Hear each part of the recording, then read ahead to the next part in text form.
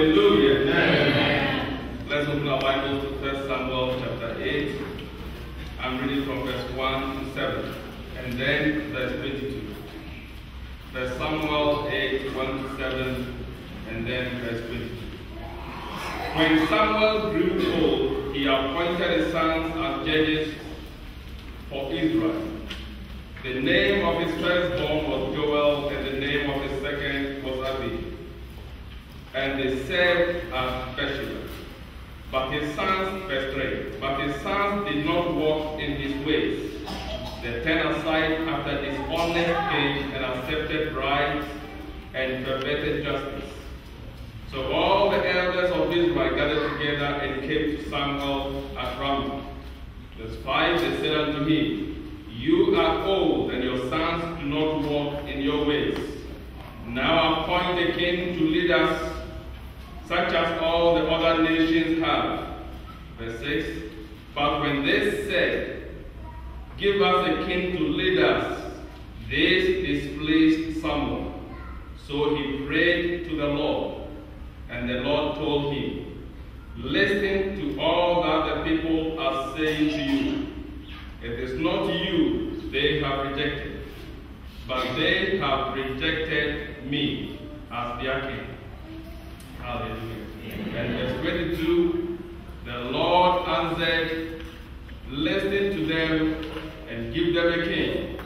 Then Samuel said to the men of Israel, everyone go back to his town. Hallelujah. Hallelujah.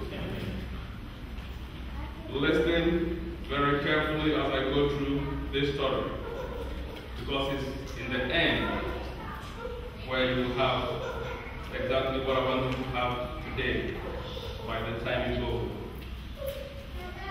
You see, what we have just read talks about Samuel. Samuel was a godly man. We all know that he was a very powerful man of God. He was a prophet of God. And Samuel had appointed 2 of his sons to be working with him, ruling with him in the house of God.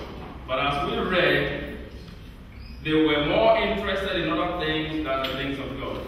They were perverted, they were corrupt, they were crooks in the house of God. So one day, the elders, Elder Sami and Elder Alex, went to Samuel. Hallelujah. Amen. One day, the elders in that town went there and said, Samuel, you are old. Your sons are not behaving the way you are. They are not conducting themselves the way you have conducted yourself. So at this stage, we want you to give us a king, just like all the other nations have.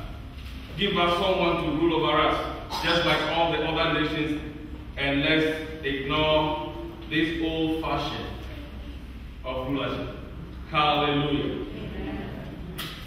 What they said was that we want to fit in, just like other nations.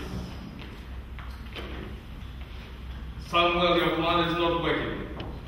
Let's get practical here. Let's get realistic.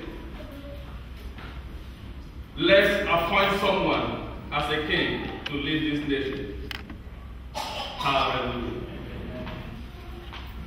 And as we read, the Bible says Samuel was sad. Not because about the stories about his children. You see, there are people here, when we talk about your children, you get mad. Every one of us. But Samuel wasn't mad because there was a bad story about his children. But he was mad because the people had asked Samuel to give us a king.